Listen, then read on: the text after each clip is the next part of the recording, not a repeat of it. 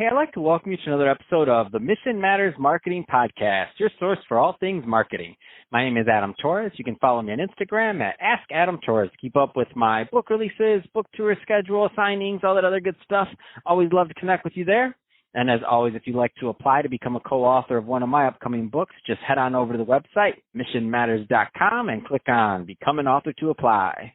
All right, so today I have Joel Beckett on the line, and he's CEO and founder over at the Out Loud Group. Joel, welcome to the show. Thank you, Adam. All right, so excited to get into today's topic. So we're going to talk about influencer marketing, but before we do, let's go a little bit further into what you're doing over at the Out Loud Group. Tell us a little bit more about your company, please. Sure. Yeah. Well, first off, I want to say how cool it is to see former DPS grads, that's Detroit Public Schools, doing cool things out in the world. I was a Detroit Public School teacher for 7 years prior to founding Out Loud, and I love to see what you're doing. That's right. So we well get it done. Forget what you heard. We get it done. We were rivals. I taught at Western. I know you're a Cass Tech grad. But so, yeah, the Out Loud Group, we are a influencer marketing company. We help brands navigate the dangerous and treacherous swamps of influencer marketing. And we've got about 30 different clients. We work with both brands directly and agencies who want some help in the influencer space. And that's why you're the guy I wanted on here to talk about this subject. So we're going to go into influencer marketing and kind of what businesses need to know, because this is the way I see the market. A lot of people have heard about it. Maybe some businesses have thought about like advertising or doing it. Maybe they had a good experience, so they kept doing it. Maybe they had a bad experience, so they stopped. Where do you want to start with this topic?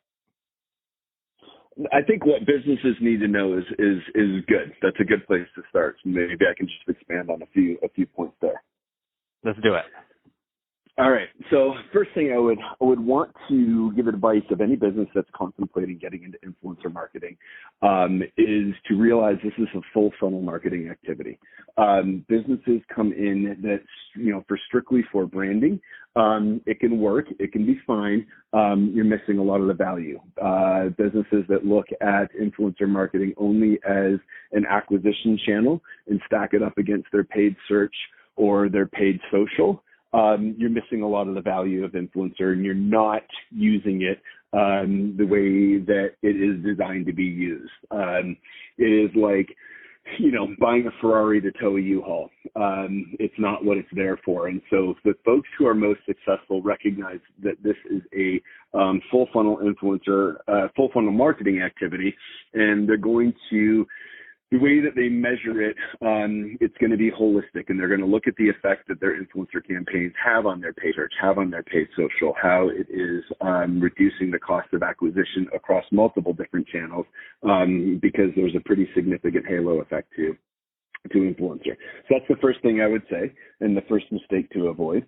And then the other big one, and I could talk about several of these, but honestly, the other big one is that companies who come in expecting influencers to behave like talent, meaning they might have done radio commercials or TV commercials, and they treat the influencer as talent, and they are looking for them to be a channel for the brand's own voice, is a huge mistake. You enter into influencer because you're looking for advocacy, you're looking for third-party advocacy, you're looking for those to put their credibility on the line behind your brand. And that means your mindset has to be very different going into it. You can't dictate what they say. You can make suggestions. You can certainly talk about what your brand's value proposition is.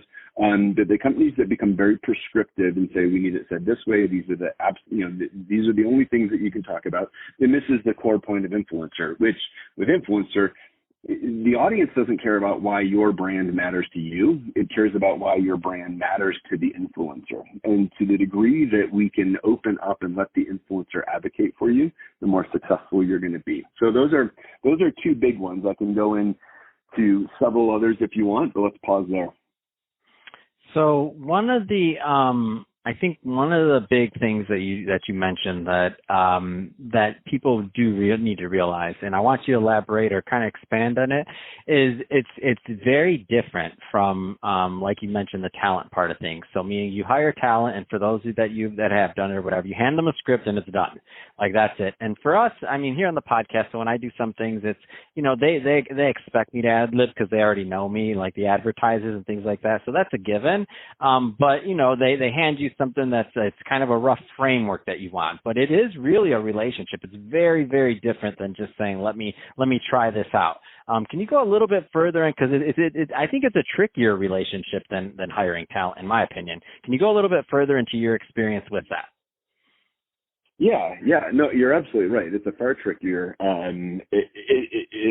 experiment. And look, at the end of the day, brands that can actually build real relationships with influencers are going to be the ones that are more successful. Now, here's what we've seen, and this is where this gets tricky, is we've seen some brands come into the influencer space really effectively, but on an organizational and structural level, they might have, a couple key people that are running their influencer campaigns and have built all their relationships and have done a really, really good job cultivating those. When they leave, which they inevitably will, it guts their own influencer department.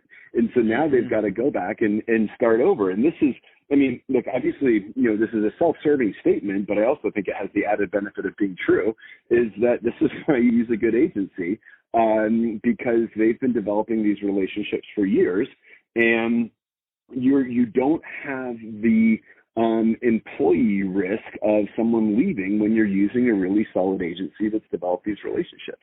And, like I said, we're running, 30 plus brands with about 7,000 different influencers, and we can handle having some employment turnover, although we have very little, but we can handle that. Whereas in-house teams, they don't have that luxury. But all that to say, look, this is a highly, highly relational medium, and this is why it's hard to do. It takes way, way more work. And it yourself. For the brands that you're going to advocate for, you're getting to know senior leadership. You're really diving deep into what their value prop is, because you're putting your reputation on the line by advocating for them, right?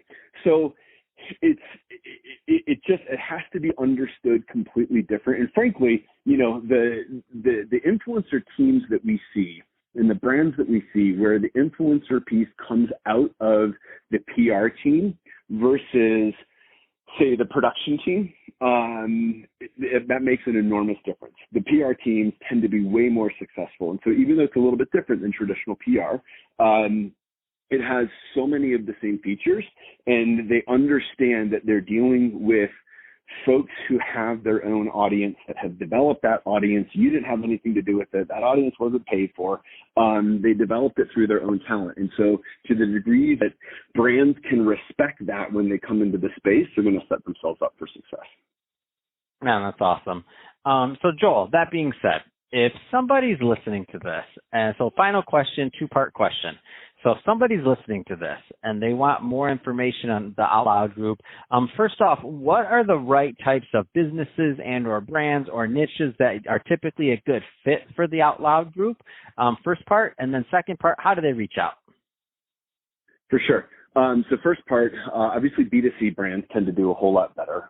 There's some great influencers within, different B2B channels that's going to be so narrow and so specific that it's not deserving of a company strategy on its own. That's something that you can do on a one-off basis. So B2C, I would recommend products that are interesting and that are aspirational.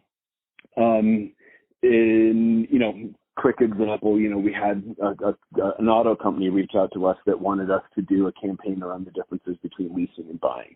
Well, that's not going to fly on the influencer, right? These people have to create content that's interesting, that's going to attract their audience. And so very kind of workaday, functional, questions around that kind of thing don't really fly well. But, brands that are aspirational, brands that are doing something really cool, brands that have a good story to tell, that becomes much more interesting. And influencers like to talk about that. So I would say those are the big ones. I would also say brands that have really hit the upper limit of what their paid search is probably for influencer. If you are just starting out, look, I mean, paid search and paid social is going to be a more efficient spend in terms of what's attributable, what's provable, of the reports that you're sending to your CFO. But once you max that out and once you see that you can no longer effectively spend more than you currently are, well, that's when you do influencer, because the halo effect is going to bring your cost of paid search down. It's going to bring your cost of paid social down. And you are going to be able to achieve much more widespread brand awareness. So in terms of where people can find us, outloudgroup.com, and then we're on all of the different social channels, so you can follow us on Insta and LinkedIn and all the rest. Perfect. Well, definitely great having you here today, Joel, to talk more about influencer marketing and what brands need to know. So appreciate you for coming on there. And to the audience, as always, thank you for tuning in. Hope you got a lot of value out of this. If you did, don't forget to subscribe to the podcast, leave me a review on the Apple iTunes Store. And if you're watching this on our YouTube channel, Mission Matters Marketing, definitely give us a subscribe there, but also leave us some comments on the video. Love to know what kind of projects and things that you're working on. And Joel, thanks again for coming on the show. Thanks, Adam. Appreciate it.